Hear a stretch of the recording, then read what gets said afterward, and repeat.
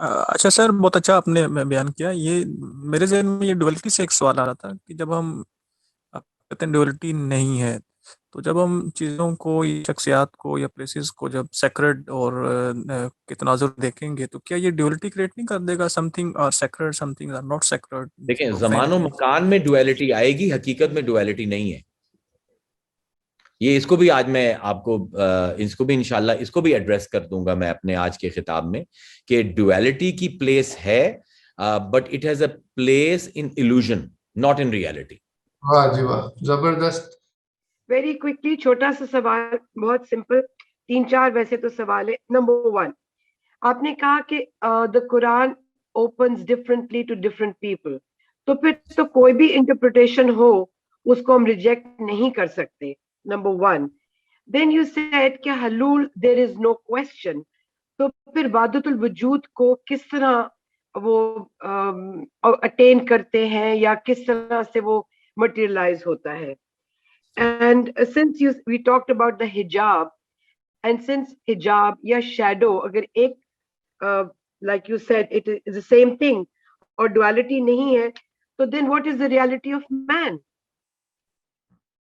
Interpretation of Quran تو ہم reject تو نہیں کر سکتے if it opens differently. If the Quran opens differently to different people پھر تو سبھی اس کی interpretations correct ہے. At one level they are correct because there are certain principles for interpretation as well. Like if you are trying to study Shakespeare, you should have a grip on the language, you should have the grip on the historical context of Shakespeare, and you need to have a little bit of knowledge of the philosophical tradition Shakespeare is in. اگر یہی نہیں ہے تو پھر تو definitely interpretation غلط ہوگی.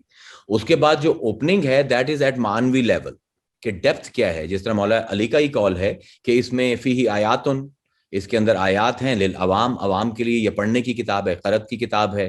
پھر اس میں فیہ حقائق للاولیاء، اور اولیاء جو ہیں ان کے لیے حقائق ہیں. فیہ دقائق للفقہاء، فقہاء کے لیے اس میں مشکل کمپلیکسٹیز ہیں. اور پھر کہ فیہ الحقائق للانبیاء، اور انبیاء جو ہیں ان کے لیے حقیقتیں ہیں اس میں. تو ایک ہی کتاب ہے. آپ اس قرآن کو بھی چھوڑ دیں، کسی اور کتاب کو لے لیں، آپ غالب کو لے لیں، غالب کی آپ کے پاس 100 سے اوپر انٹرپریٹیشن سیم اشعار کی موجود ہیں.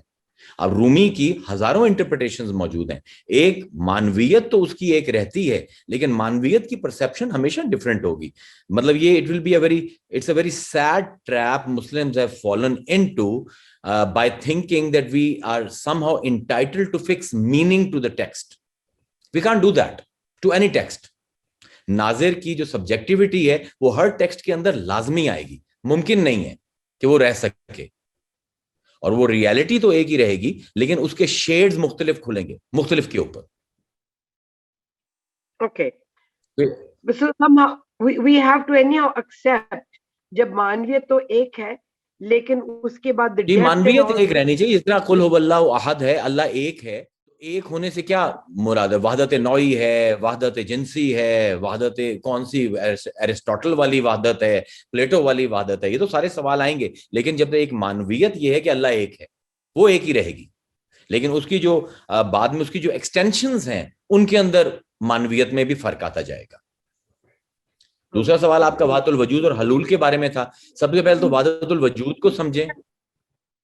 نہیں، we've read about it. تو پھر ان الحق کو کیسے how does they attain that؟ نہیں دیکھیں وہ ایک سب سے پہلے تو وحدت الوجود سے آپ ڈیفائن کیسے کرتے ہیں وحدت الوجود کو؟ How do you define it? آپ مجھے اپنی ڈیفینیشن دیں تاکہ we will understand. No, I may not be so good at explaining, like it might take too long, but what we have read, the presence of God and the oneness of God in everything, and then the multiplicity. لیکن جس وقت آپ نے کہا حلول نہیں ہے یا ان الحقیقت، تو وہ پھر کیسے مٹیریلائز ہو سکتا ہے؟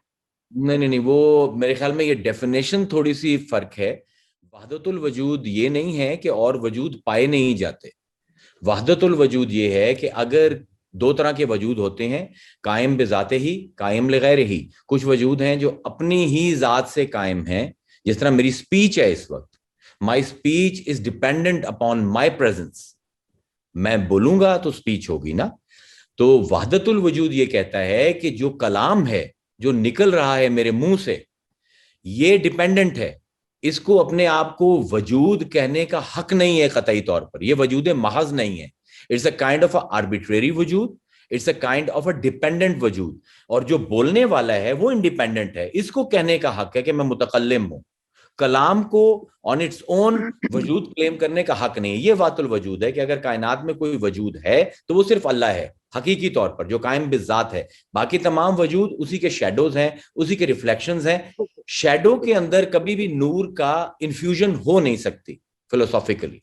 It's an impossibility, it's a contradiction in terms. اگر اللہ حقیقت ہے اور باقی سب مجاز ہیں تو حقیقت مجاز کے اندر آ نہیں سکتی. You have to understand. اس لیے ہمارے پاس پوری ایٹریبیوٹس کی لیئر ہے اللہ تعالیٰ کی. ہمارا جو انگیجمنٹ ہے that is with the attributes of God, not with the essence of God. آج بھی جب ہم ڈیفائننگ گاڈ کو کریں گے تو یہی ہم سمجھائیں گے کہ essence of God will never be defined, only his attributes. اور اس کے ایٹریبیوٹس جو اسما ہیں, اس کے جو نام ہے, ہمارا ریلیشن شپ انہی کے ساتھ ہے. تو اس میں ان الحق بھی جب آپ کہہ رہے ہیں تو الحق اللہ کا وجود ہے.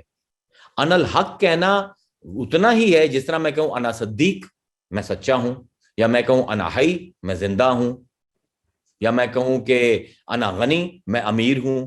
تو جتنا ایک شرک وہ کہنا ہے اتنا ہی ان الحق کہنا ہے. It's a political fatwa. It's not actually legally it's not a good fatwa.